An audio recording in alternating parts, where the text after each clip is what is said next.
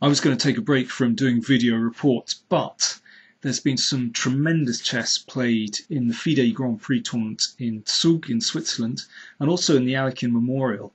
And so I've been drawn back to taking a look at some of the games. And in particular, this one struck me, played today in round 5 of the FIDE Grand Prix in Zug between Sergei Karjakin and Shahryar Mamedyarov. Tremendous game. Let's take a look.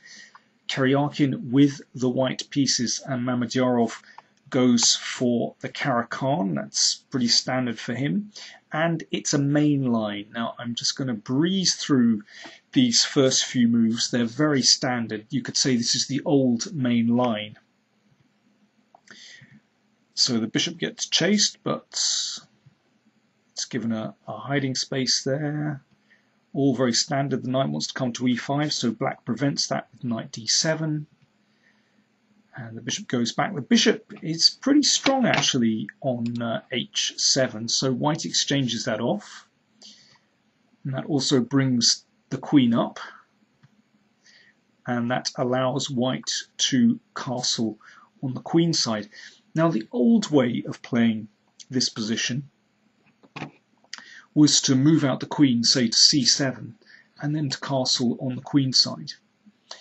But in, well, let's say the past 20-30 years, the fashion changed and black started to castle on the king side.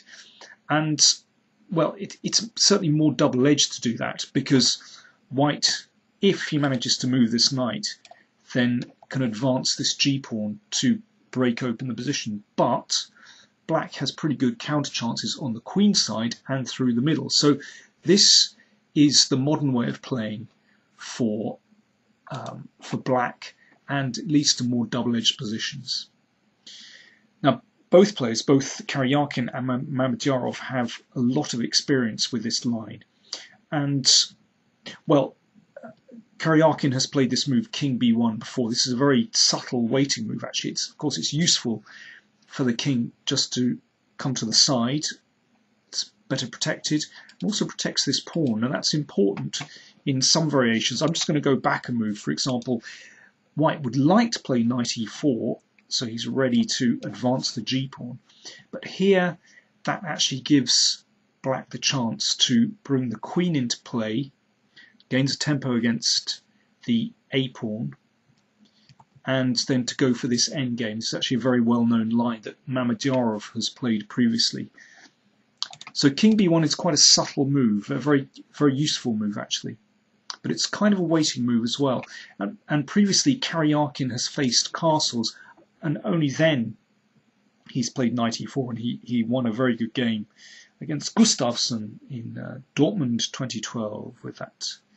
But instead of that, Mamedyarov played queen b6, which is quite a trendy move. Now, again, this is kind of a waiting move actually. So black is waiting to see if white is going to play knight to e4, but also sometimes lines up a counter-attack with bishop to a3. Of course, that's not possible at the moment because of the queen, but sometimes that's a useful move. But also, it's now possible for black to castle on the queen side. So black is keeping white guessing with this move. And also it vacates the d8 square, so a rook might come there, and then there's a counter-attack through the middle. So it's another subtle waiting move, seeing how white plays. And I think I like the way Karjakin plays this. Rook e1 is very sensible. Preparing some tactics here, as we'll see. So now it's time for black to bring the king out of the way, so castles. And now we can see the idea behind rook e1, and that's to move the knight into f5. Of course, there's a pin here, so clearly that transaction is favourable for white. So here Mamedyarov played bishop b4. Now this has all been played before.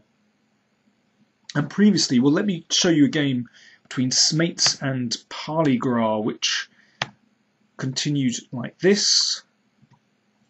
And I think this illustrates very well the strategy for both players. So now the knight on f5 is attacked.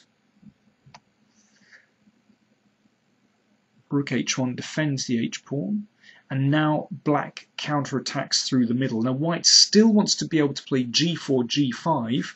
Now he's going for it. So if he can break open the g-file, then of course he'll have a great attack.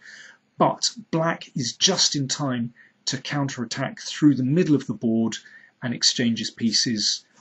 And, well, the game soon ended in a draw. White's run out of pieces to start an attack. So Mamedyarov was clearly prepared for this. And now Karjakin played an extraordinary move, a new move, a novelty. He simply played knight takes pawn check, giving up a whole piece. Now, you might imagine after giving up a piece for just one pawn that there's some kind of devastating follow-up. But no, his follow-up was simply to play pawn to c3. By the way, if bishop takes pawn, then of course the rook here can be taken.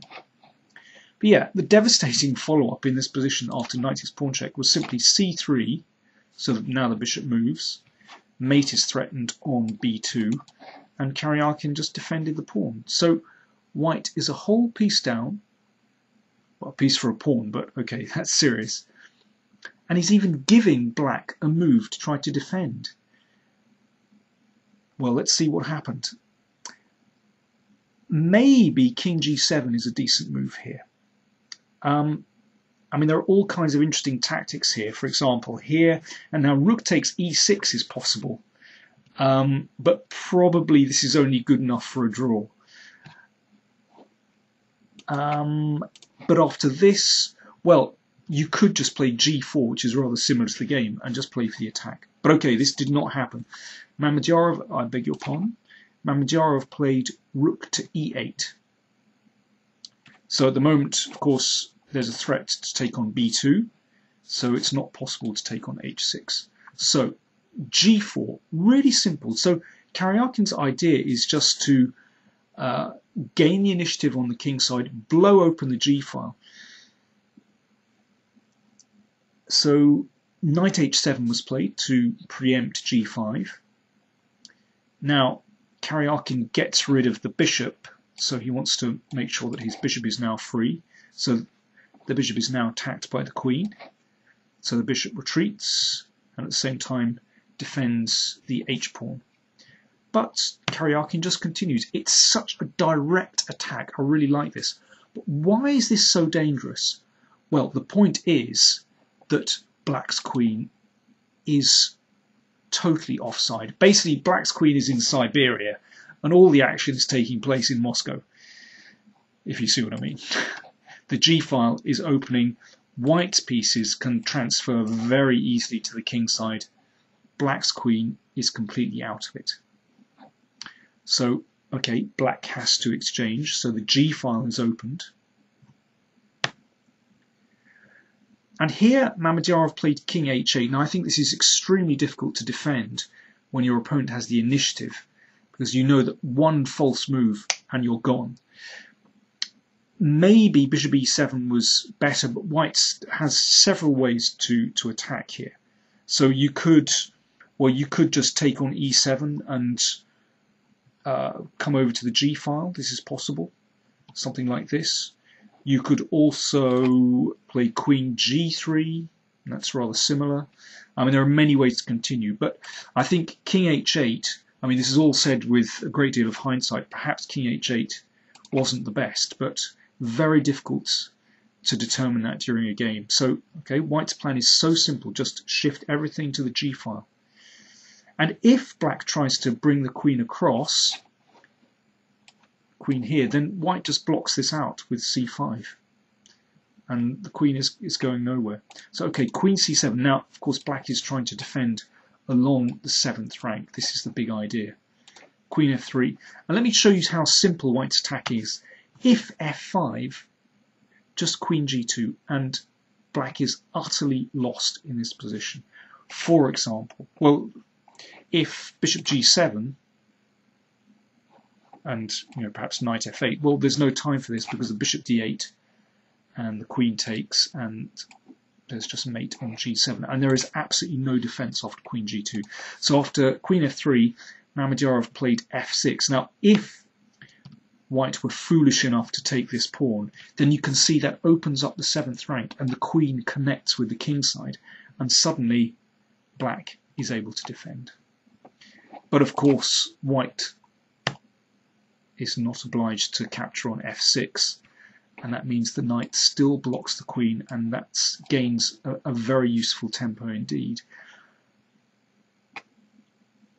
Black played bishop d6. I mean, there's really nothing better. White simply threatened to bring the queen across to the g file, and now queen g3 threatens a mate on g7, and bishop takes d6. So basically, white is getting his piece back and should have a winning position. Probably black's best is to play like this, but white reaches an endgame, a clear pawn up, and with excellent winning chances. Mamedyarov played knight c5, and this is certainly a worse variation of this.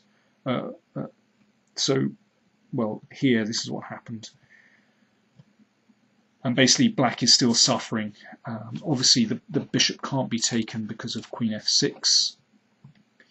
Now f3, again, knight takes d6, fails because of this. It's all terribly simple. So knight g5 was played, threatening here, and black has nothing better. I mean, this bishop performs a wonderful role of controlling the f8 square. Black's just completely lost here. So, well, Mamedyarov tried an endgame, but this is also completely hopeless. So there's a threat here, but also makes room for the d pawn, and the bishop controls the d8 square. And now it's just a question of technique. In fact, this knight is in big trouble.